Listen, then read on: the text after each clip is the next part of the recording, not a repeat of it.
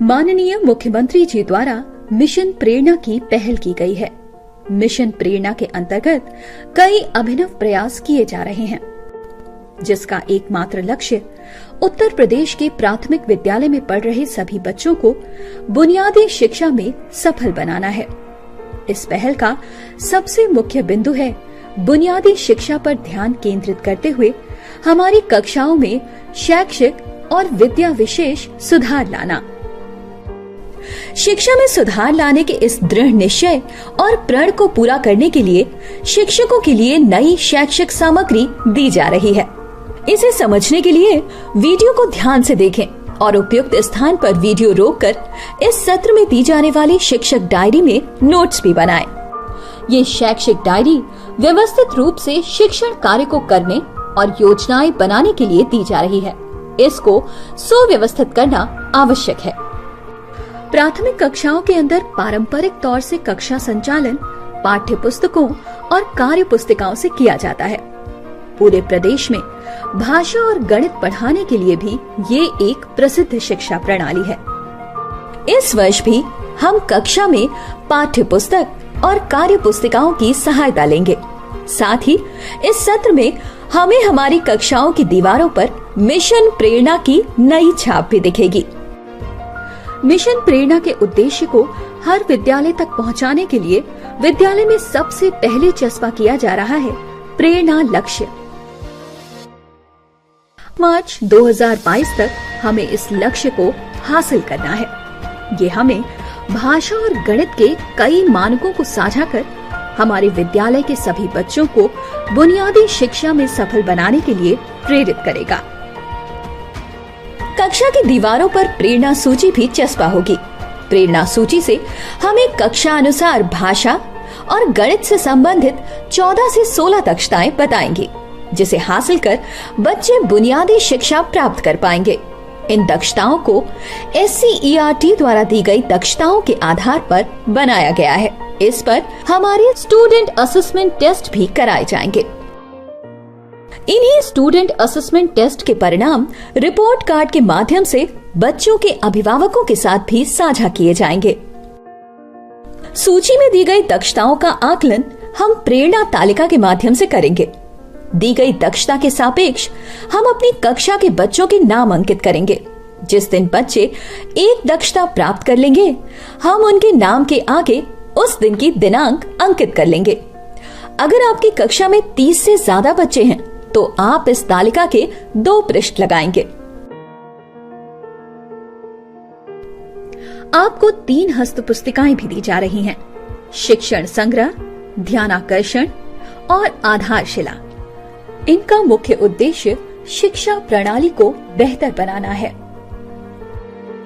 शैक्षिक तकनीक में बढ़ोतरी करने के लिए जरूरी गतिविधियों को इस शिक्षण संग्रह के माध्यम से आपसे साझा किया गया है।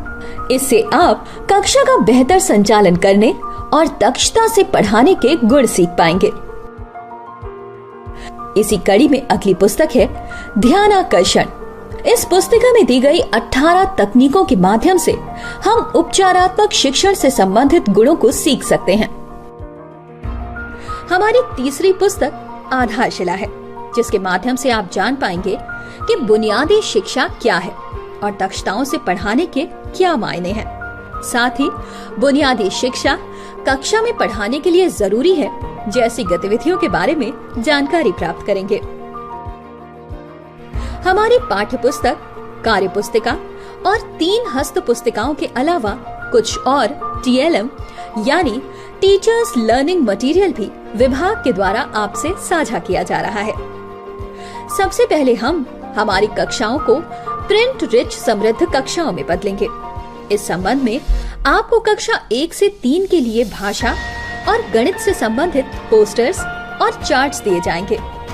इस प्रिंट रिच सामग्री में से कुछ सामग्री आप कक्षा की दीवारों पर चस्पा करेंगे और कुछ सामग्री से बच्चों के साथ खेल और गतिविधियां करेंगे, जैसे दंगल के चित्र पर राजू 2 पंक्ति बोले या गिनती कार्ड को देखकर रिंकी गिनती बोले। ऐसी अभिनव गतिविधियों से हमें अपनी कक्षा को उज्ज्वलित करना है। दिए गए चार्ट बच्चों के परिवेश और वातावरण को ध्यान में रखकर बनाए गए हैं। जिससे ये बच्चे इन गतिविधियों में बढ़ चढ़कर भाग लें। इसके बाद हम बात करेंगे कार्य पुस्तिकाओं की। गणित में 1 कार्य पुस्तिका दी गई है और हिंदी में 2। हिंदी में दी गई पहली कार्य पुस्तिका में पाठ्य पुस्तक से संबंधित गतिविधियां और वर्कशीट के रूप में कार्य दिया गया है। इसके अतिरिक्त इस सत्र में कक्षा 1 से 3 में पढ़ाने के लिए सहज नाम की एक पुस्तिका दी जाएगी। इस पुस्तक में कक्षा अनुसार कई प्रकार की रोचक कहानियां और कविताएं भी हैं, जिसे कक्षा में पढ़ाया जाएगा। इसके अतिरिक्त डिकोडिंग से संबंधित भी कुछ अन्य सामग्री सहज में दी गई है। बुनियादी शिक्षा का एक अहम पहलू है बच्चे को खेल खेल में अवधारणाएं सिखाना। इसे ध्यान में रखते हुए बुनियादी शिक्षा से संबंधित गणितीय अवधारणाओं को बनाने के लिए हर विद्यालय में एक गणित किट प्रदान की जा रही है। करेंसी यानी नोट से पैसे की समझ, लकड़ी से बने ठोस आकारों से वर्ग और आयत की पहचान जैसी गतिविधियों से हम बच्चों को गणित का ज्ञान दे पाएंगे।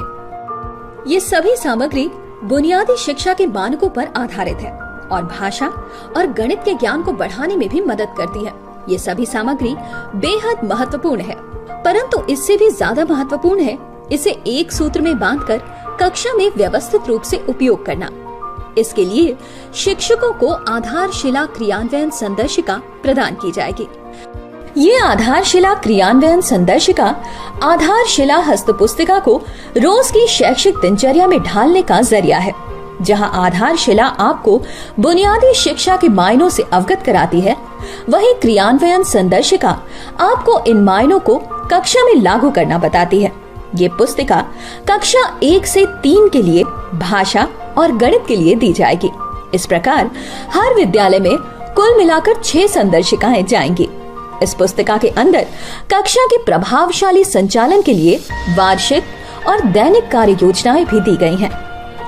इसके अंदर प्रतिदिन होने वाली सभी गतिविधियों को किस अवधि के लिए करना है, इसका विस्तार पूर्वक विवरण किया गया है।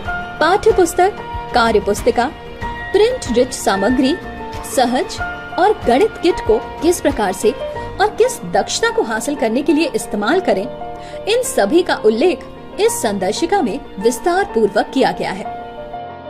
छात्रों के सर्वांगीण विकास के लिए इन सब के अलावा उन्हें एक अच्छा साहित्यिक वातावरण प्रदान करने के लिए प्रत्येक स्कूल में रीडिंग कॉर्नर के साथ साथ NCERT की पुस्तकों से सजी लाइब्रेरी भी तैयार की जा रही है। इस नई शैक्षिक विधि को कक्षा में लागू करने के लिए ARP यानी एकेडमिक रिसोर्स पर्सन शिक्षकों का सहयोगात्मक पर्यवेक्षण करेंगे। ये पर्यवेक्षण चेकलिस्ट के अनुसार किया जाएगा और इससे संबंधित फीडबैक डेटा को प्रेरणा पोर्टल में डैशबोर्ड के रूप में दिखाया जाएगा। इसके अलावा शिक्षकों के कौशल विकास के लिए दीक्षा ऐप के द्वारा भी प्रशिक्षण किया जा रहा है और इसके कोर्सेज भी आपसे साझा किए जा रहे हैं। इन्हें पूरा करें और अपनी शिक्षण विधि और समझ में वृद्धि लाएं। इन कोर्सेज को पूरा करने पर आपको प्रमाणित भी किया जाएगा। शिक्षकों का समय सही रूप से शैक्षिक कार्यों में इस्तेमाल किया जाए, इसके लिए भी विभाग के द्वारा कई पहल की जा रही है। जैसे कि विद्यालयों में भरी जाने वाली लगभग 30 से 35 पंजिकाओं को कम करके 15 पंजिकाओं में समाहित किया जा रहा है। इन सुधारों को दिव्यांग बच्चों और आउट ऑफ स्कूल बच्चों तक भी पहुंचाया जाएगा, जिससे वो शिक्षा की मुख्य धारा से जुड़ सकें। शिक्षा के क्षेत्र में लगातार किए जा रहे इन सभी सुधारों के द्वारा हमारा उत्तर प्रदेश आज एक प्रेरक प्रदेश बनने की ओर अग्रसर है। बुनियादी शिक्षा से प्रदेश के विद्यालय के शिक्षकों को अवगत कराने के लिए सभी शिक्षकों को आधारशिला पुस्तिका भी प्रदान की जा रही है। भाषा और गणित में बुनियादी शिक्षा के मायने समझने के लिए आधारशिला पुस्तिका अति महत्वपूर्ण है। इसका अध्ययन कर शिक्षक बुनियादी शिक्षा का महत्व समझ पाएंगे और इसे कक्षा में ढालने के अभिनव प्रयासों से अवगत भी हो पाएंगे। जहां आधारशिला बुनियादी शिक्षा की अवधारणाओं का उल्लेख करती है, वहीं आधारशिला क्रियान्वयन संदर्शिका इन अवधारणाओं को इस्तेमाल करने का तरीका बताती है। कक्षा 1, 2 और 3 के बच्चों को भाषा और गणित जैसी बुनियादी शिक्षा में सफल बनाने के लिए शिक्षकों द्वारा किस प्रकार से कक्षा का संचालन किया जाए, इसके लिए ही ये संदर्शिका निर्धारित की गई है। आधारशिला क्रियान्वयन संदर्शिका के माध्यम से हम अपनी शिक्षण दिनचर्या को एक नए रूप में ढाल पाएंगे। बुनियादी शिक्षा के घटकों को कक्षा में लागू करने के लिए आप इस संदर्शिका का उपयोग करें। ये सभी पुस्तकें प्रेरणा सूची को ध्यान में रखकर तैयार की गई हैं। भाषा और गणित की दक्षताओं को प्राप्त करने के लिए इस पुस्तक में स्पष्ट रूप से वार्षिक, साप्ताहिक और दैनिक शिक्षण कार्य का विवरण दिया गया है। आइए अब हम एक एक करके भाषा और गणित की संदर्शिकाओं के मायने समझते हैं। इस संदर्शिका के द्वारा कक्षा में शिक्षण के उद्देश्य को पूरा करने के लिए पाठ्यक्रम की वार्षिक, मासिक और दैनिक स्पष्टता होना जरूरी है।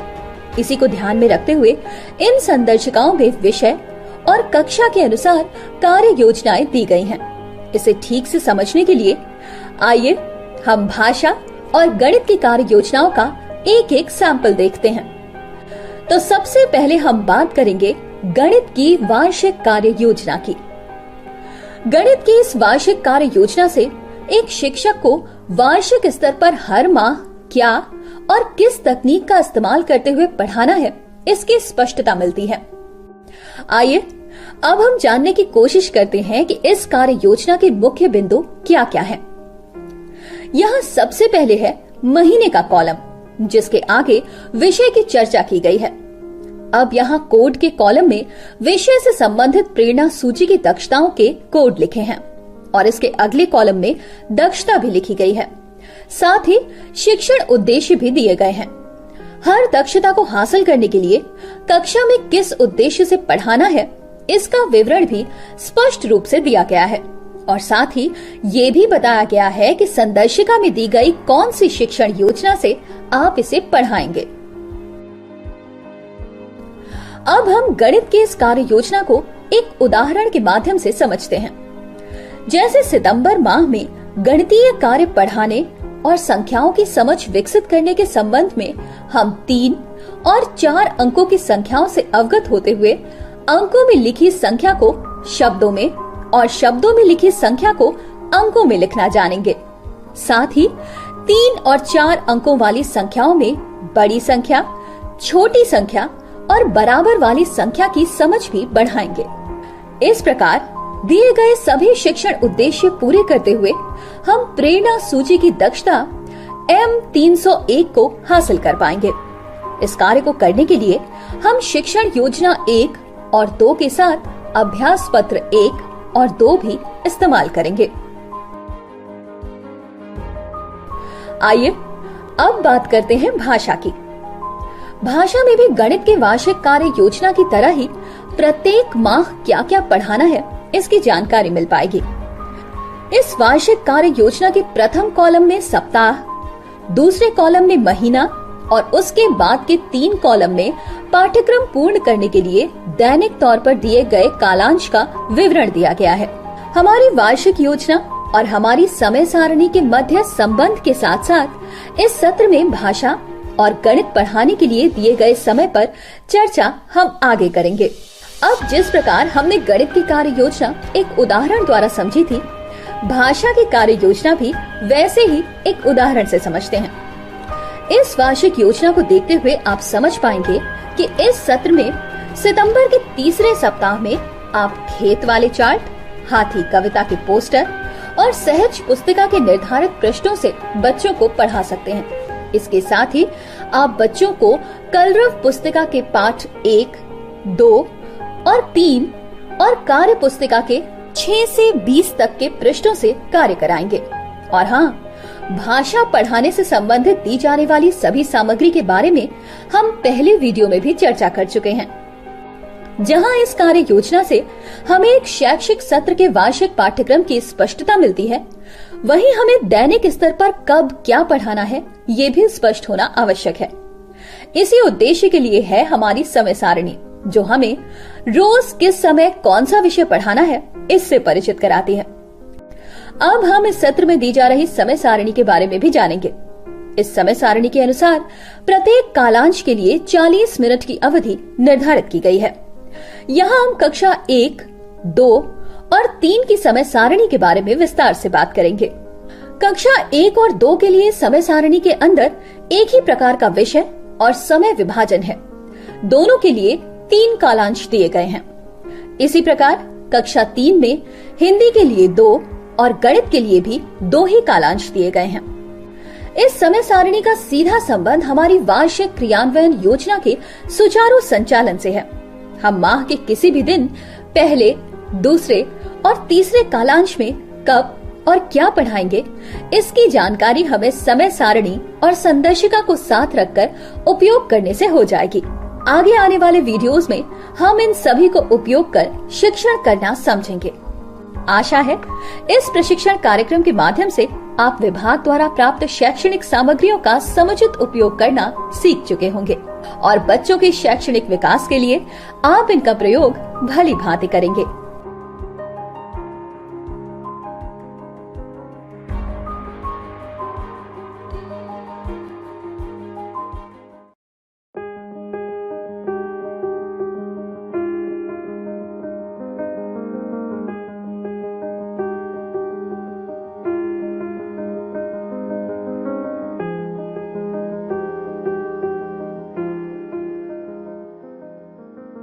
नमस्कार मित्रों, आधारशिला क्रियान्वयन संदर्शिका को गहराई से समझने के लिए बनाई गई वीडियो श्रृंखला के इस तीसरे वीडियो में आप सभी का स्वागत है।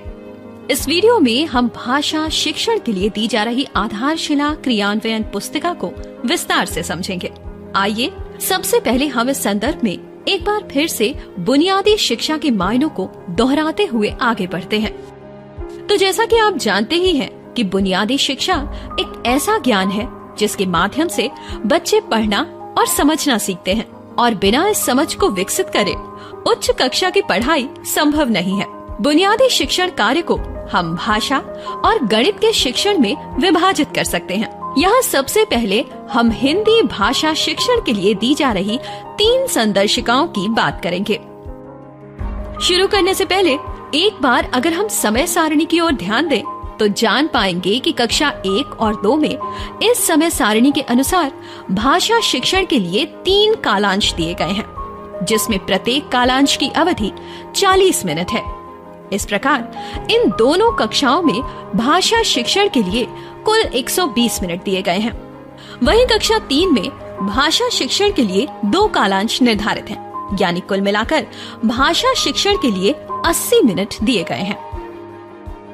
सबसे पहले हम ये समझेंगे कि कक्षा 1 और 2 के लिए निर्धारित 3 कालांशों में क्या शिक्षण कार्य कराना है। कक्षा 1 और 2 के लिए 3 कालांशों के शिक्षण कार्य का विभाजन संदर्शिका में स्पष्ट पूर्वक दिया गया है। पहले कालांश में हम संदर्शिका में बताई गई सामग्री जैसे सहज पुस्तिका और प्रिंट रिच सामग्री से पढ़ाएंगे। ये सामग्री विभाग द्वारा कक्षा में उपलब्ध कराई जा रही है। दूसरे कालांश में हम कलरव पुस्तिका से पढ़ाएंगे और आखिरी कालांश में हम कलरव संबंधित कार्य पुस्तिका में कार्य करवाएंगे। हर कालांश से संबंधित कुछ गतिविधियों और सामग्री को सूचीबद्ध रूप में यहाँ दिखाया भी गया है। इनसे हमें अपनी कार्य योजना को बनाने में मदद मिलेगी। कक्षा 3 में भाषा शिक्षण प्रतिदिन 2 कालांश में पूर्ण किया जाएगा। प्रथम कालांश का उद्देश्य मौखिक कार्य और पढ़कर समझने जैसे जरूरी अभ्यास पर रहेगा, जबकि दूसरे कालांश में कलरव पाठ्य पुस्तक पर आधारित शिक्षण कार्य किया जाएगा। प्रथम कालांश से संबंधित शिक्षण के लिए चित्र चार्ट, कविता पोस्टर और सहज पुस्तिका का उपयोग किया जाएगा। वहीं दूसरे कालांश में शिक्षक प्रेरणा सूची की दक्षताओं को आधार बनाते हुए व्यवस्थित रूप से पाठ्यपुस्तिका से पढ़ाएंगे। अब हम समझेंगे कि कक्षा में दैनिक कार्य योजना के साथ शिक्षण प्रक्रिया कैसे करें। कक्षा 1 और 2 के संचालन और भाषा शिक्षण के लिए 3 कालांश में बटे इस नए प्रारूप के अनुसार ही अब हमें प्रतिदिन शिक्षण कार्य कराना है। ये प्रारूप कक्षा 1 की संदर्शिका में दिया गया है। इस प्रारूप से हम कालांश के अनुसार शिक्षण गतिविधियों और सामग्रियों का अंदाज लगा पाएंगे।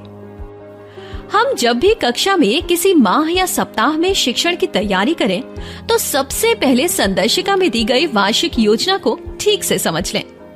पहले उस महीने और सप्ताह के लिए आवंटित विषय का चयन करें, जिससे हर कालांश से संबंधित शिक्षण सामग्री से परिचित हो जाएं, और फिर विषय संबंधित कार्य योजना बनाएं। अब हम एक एक करके कालांश संचालन समझते हैं। यहाँ हर कालांश के सफलतापूर्वक संचालन के लिए एक कार्य योजना का ढांचा तैयार किया गया है। सबसे पहले बात करते हैं प्रथम कालांश की। मौखिक भाषा विकास एवं लेखन को सिखाने के लिए कक्षा 1 की वार्षिक कार्य योजना में एक निर्धारित समय दिया गया है। इसका अर्थ है कि प्रथम कालांश में शैक्षिक कार्य इसी ढांचे का उपयोग करते हुए होगा, और यहाँ कार्य पूर्ण करने के लिए कई प्रकार की गतिविधियों का भी उपयोग होगा। इन गतिविधियों को सप्ताह के 6 दिनों में बांटा गया है। आइए हम प्रथम कालांश की 40 मिनट की अवधि को गतिविधियों के रूप में समझते हैं। सप्ताह के दूसरे दिन 5 से 7 मिनट मौखिक खेल गतिविधि होगी और 15 से 20 मिनट चित्र चार्ट पर चर्चा करेंगे। तीसरे दिन कविता पर कार्य होगा और शिक्षक द्वारा कहानी पढ़कर सुनाई जाएगी। इसके साथ ही साथ प्रतिदिन 10 से 15 मिनट कहानी पर कार्य और चर्चा से संबंधित लेखन कार्य की गतिविधि भी अनिवार्य रूप से कराई जाएगी। दैनिक कार्य योजना में प्रतिदिन किस सामग्री को प्रयोग में लाना है, इसका उल्लेख वार्षिक कार्य योजना में स्पष्ट रूप में दिया गया है। इन सभी गतिविधियों का सीधा संबंध कक्षा 1 में दी गई भाषा की प्रेरणा सूची से है। हर गतिविधि प्रेरणा सूची की किसी न किसी दक्षता को बच्चों को सीखने के लिए लाभदायी है। जैसे जैसे प्रथम कालांश की गतिविधियां कक्षा में पूर्ण होंगी, उसी के साथ बच्चे भी इन दक्षताओं को हासिल करते चले जाएंगे। इसी के साथ हमने प्रथम कालांश का कक्षा संचालन सीख लिया है। अब हम कक्षा 1 में द्वितीय कालांश का संचालन सीखेंगे। द्वितीय कालांश में हमें कलरव पुस्तिका का इस्तेमाल करना है। इस पुस्तिका में मुख्य रूप से 4 प्रकार की सामग्री और गतिविधियां हैं: कविता पर कार्य, कहानी पर कार्य, चित्र पर चर्चा और वर्ण मात्राओं की पहचान और शब्द पठन। प्रथम कालांश की गतिविधि की तरह ही हम सप्ताह के 6 दिनों में इन गतिविधियों को आवंटित करेंगे, जिससे हमारे द्वितीय कालांश की दैनिक योजना निकलेगी। कविता पर कार्य कम से कम 2 दिन करें, कहानी पर कार्य 2 से 3 दिन और दिए गए चार्ट पर कार्य भी 2 दिन ही करें। वर्ण मात्राओं की पहचान और शब्द पठन का कार्य कक्षा में चल रही अन्य 3 गतिविधियों के साथ चरणबद्ध रूप से जोड़ें। उदाहरण के तौर पर मात्रा पहचान का कार्य कराने के लिए कक्षा में बोर्ड पर किसी वर्ण को लिखें और उसका उच्चारण करें। फिर उस वर्ण में लक्षित मात्रा लगाकर उच्चारण करें। जब कविता या कहानी पर कार्य हो रहा हो, तो कक्षा की अवस्था के अनुकूल वर्ण मात्राओं की पहचान और शब्द पठन की छोटी गतिविधियों को शिक्षण में जोड़ें। इसी से संबंधित तीसरा कालांश भी है। तृतीय कालांश में कार्य पुस्तिका 1 में अभ्यास कार्य करेंगे। ये अभ्यास कार्य द्वितीय कालांश में हुए कलरव के पाठ से संबंधित रहेगा। अतः तृतीय कालांश की शिक्षण योजना भी ऐसे ही रहेगी। कलरव के पाठ और कार्य पुस्तिका से संबंधित अभ्यास से बच्चे प्रेरणा सूची की दक्षताएं हासिल कर पाएंगे। आज हमने कक्षा 1 का उदाहरण देकर दिए गए भाषा शिक्षण कालांश के अनुसार दैनिक शिक्षण योजना का क्रियान्वयन और शिक्षा संचालन सीखा। कक्षा 2 में कक्षा 1 के समान सभी कार्य किए गए हैं। कक्षा 3 में भाषा के लिए 2 कालांश हैं और संदर्शिका में दोनों के लिए दैनिक शिक्षण योजना का ढांचा और संबंधित सामग्री का विवरण दिया गया है।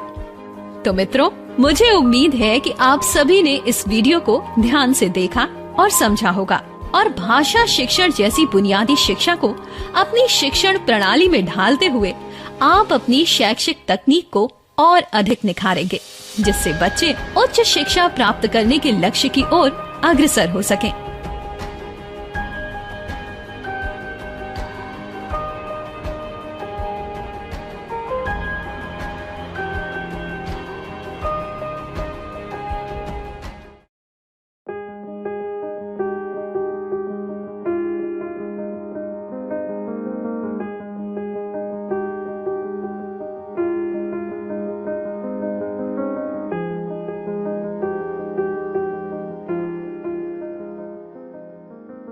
नमस्कार मित्रों, आधारशिला क्रियान्वयन संदर्शिका के प्रति आपकी समझ बढ़ाने के लिए बनाई जा रही वीडियो श्रृंखला के इस चौथे वीडियो में एक बार फिर से आप सभी का स्वागत है।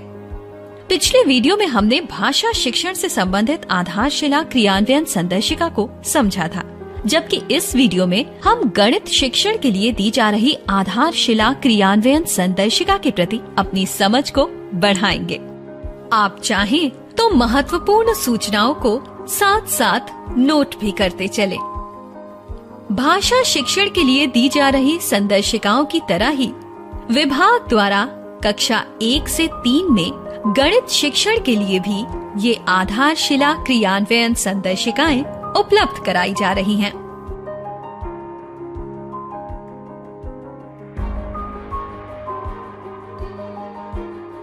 शुरू करने से पहले एक बार हम कक्षा 1 से 3 के लिए दी गई समय सारणी को देख लेते हैं। गणित संबंधित शिक्षण कार्य हमें समय सारणी में गणित के लिए दिए गए समय के अनुसार ही करना है। इस समय सारणी को देखकर हम ये जान पाएंगे कि गणित के लिए भी भाषा जितना ही समय दैनिक रूप से शिक्षण कार्य के लिए दिया गया है। समय सारणी देखकर आपको गणित शिक्षण के लिए निर्धारित कालांशों की जानकारी हो गई होगी। जहां कक्षा 1 और कक्षा 2 में गणित शिक्षण के लिए 40 मिनट के 3 कालांश यानी 120 मिनट निर्धारित हैं, वहीं कक्षा 3 में इसके लिए 2 कालांश यानी 80 मिनट दिए गए हैं। कालांशों की जानकारी के बाद अब हम गणित शिक्षण के लिए दी गई इस संदर्शिका को अच्छे से समझने की कोशिश करते हैं। यहाँ इस संदर्शिका के अंदर गणित शिक्षण के लिए कक्षा का संचालन किस प्रकार किया जाए, इसकी पूरी प्रक्रिया दी गई है। इसके साथ ही शिक्षण कार्यों में विविधता लाकर किस प्रकार छात्रों की रुचि गणित विषय के प्रति बनाई जाए, इसकी पूरी जानकारी भी इस संदर्शिका में दी गई है। इसके अतिरिक्त संदर्शिका में कक्षा के दौरान छात्रों की प्रगति के आकलन के मायने भी हमें बताए गए हैं। पूरे वर्ष कराए जाने वाले शिक्षण कार्य की जानकारी भी हमें संदर्शिका में ही दी गई वार्षिक योजना से हो जाती है। आपको याद होगा, इस वार्षिक योजना को हम विस्तार पूर्वक अपने पहले वीडियो में ही देख और समझ चुके हैं। इस संदर्शिका में पूरे वर्ष के पाठ्यक्रम की वार्षिक योजना को प्रेरणा सूची में दी जा रही दक्षताओं के अनुसार शिक्षण योजना में विभाजित किया गया है। प्रत्येक शिक्षण योजना एक शिक्षण उद्देश्य से तैयार की गई है। आप सभी शिक्षक कक्षा का संचालन इन्हीं उद्देश्यों के आधार पर करेंगे। प्रेरणा सूची की हर दक्षता को हासिल करने के लिए हम एक से अधिक शिक्षण योजनाओं का भी इस्तेमाल कर सकते हैं। कक्षा के अंदर इन छोटे छोटे उद्देश्यों को पूरा करते हुए हम एक संपूर्ण दक्षता हासिल कर पाएंगे। आइए इसे और विस्तार से हम आगे समझते हैं। एक विषय, दक्षता या अवधारणा से संबंधित एक जैसी सभी शिक्षण योजनाओं से पहले उस अवधारणा की चर्चा की जाती है। अवधारणा से संबंधित प्रेरणा सूची की दक्षता, पढ़ाने के लिए सामग्री जैसे गणित किट और प्रिंट रिच सामग्री और अवधारणा को पूर्ण रूप से समझने के लिए निर्धारित समय भी बताया गया है। इसके अलावा इस अवधारणा को समझने के लिए बच्चों में अगर पूर्व या अपेक्षित ज्ञान जरूरी हो तो उसका उल्लेख भी किया गया है। आइए इसे ठीक से समझने के लिए अब हम एक शिक्षण योजना की रूपरेखा के बारे में चर्चा करें। यहाँ प्रत्येक शिक्षण योजना किसी न किसी शिक्षण उद्देश्य से बनाई गई है। इस प्रकार के विभिन्न उद्देश्यों को पूरा करते हुए ही हम प्रेरणा सूची की दक्षताओं को हासिल कर पाएंगे। प्रेरणा सूची की ये दक्षताएं कोड के रूप में संबंधित शिक्षण उद्देश्यों के साथ ही दी गई हैं। इस शिक्षण योजना में कक्षा में पढ़ाने के लिए जरूरी सामग्री के बारे में बताया गया है। साथ ही ये भी बताया गया है कि इस सामग्री को इस्तेमाल करते हुए शिक्षक बच्चों के साथ क्या क्या गतिविधियां करेंगे। इसके अलावा बच्चों को दिए जाने वाले गृह कार्य को भी इसमें दिया गया है। साथ ही शिक्षण उद्देश्य पूरा हुआ या फिर नहीं और बच्चों को कितना समझ में आया, ये जानने के लिए हर शिक्षण योजना में आकलन की प्रक्रिया और संबंधित चिंतन के समय का भी वर्णन किया गया है। तो आइए अब बात करते हैं शिक्षण योजना के साथ दी जाने वाली वर्कशीट यानी कार्यपत्र की। इस वर्कशीट में गतिविधि को विस्तार पूर्वक बताया गया है और उससे संबंधित सूची की दक्षता से जोड़ा गया है। ऐसी गतिविधियां बच्चों में पढ़ाई के प्रति आकर्षण जगाती हैं। आशा है अभी तक आपने गणित की शिक्षण प्रणाली को काफी अच्छे से समझ लिया होगा। तो आइए चलते चलते एक बार फिर से इस वीडियो में अभी तक बताई गई गणित शिक्षण तकनीक को दोहरा लेते हैं। देखिए, जब भी आप गणित शिक्षण के लिए दी गई समय सारणी के अनुसार कक्षा में जाएंगे तो पहले ये देखेंगे कि वार्षिक कार्य योजना के अनुसार बच्चों को कौन सी अवधारणा पढ़ानी है। फिर उस अवधारणा से संबंधित शिक्षण योजना को कक्षा में लागू करते हुए इसी शिक्षण योजना के अंदर दिए गए TLM का इस्तेमाल कर बच्चों को पढ़ाएंगे। ये सब करते हुए ही हम प्रेरणा सूची की दक्षताओं को हासिल कर पाएंगे।